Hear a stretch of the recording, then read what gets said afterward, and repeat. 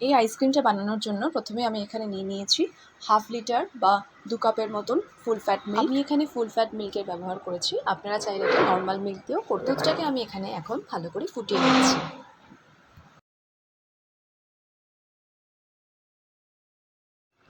দুধটা এখন ভালো করে ফুটে গেছে। এখন আমি এর মধ্যে অ্যাড করে নিচ্ছি 5টার মতন ব্রেড স্লাইস,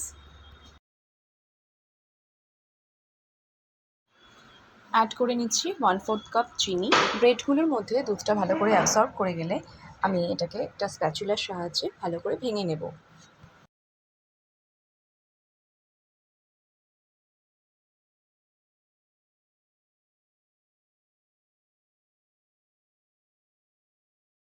দুধ আর ব্রেডের মিক্সচারটা আমার একদম রেডি হয়ে গেছে। এখন আমি গ্যাসের ফ্লেমটা অফ করে দিয়ে এটাকে ভালো করে ঠান্ডা করে নেব।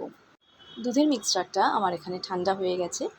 এখন এর সাথে আরও কিছু ইনগ্রিডিয়েন্টস অ্যাড করে একটা মিক্সার গ্রাইন্ডারে আমি এটাকে ব্লেন্ড করে নেব।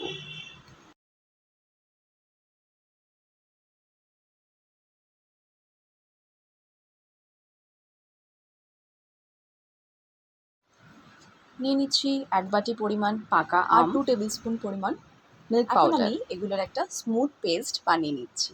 এখন একটা কন্টেনার যার মধ্যে আমি আইসক্রিমটা ফ্রিজ করব, তার মধ্যে এই মিক্সচারটা ঢেলে দিচ্ছি।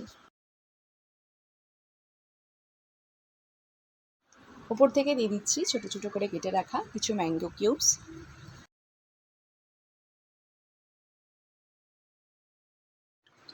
গার্নিশিংয়ের জন্য অ্যাড করে নিচ্ছি সামান্য পরিমাণে চপড আমন্ড এবং পেস্তা।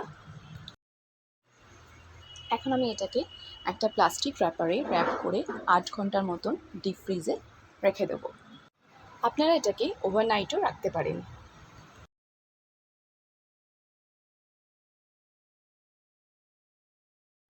8 ঘন্টা হয়ে গেছে। এখন আমি আইসক্রিমটা ডিমোল্ড করে নিচ্ছি।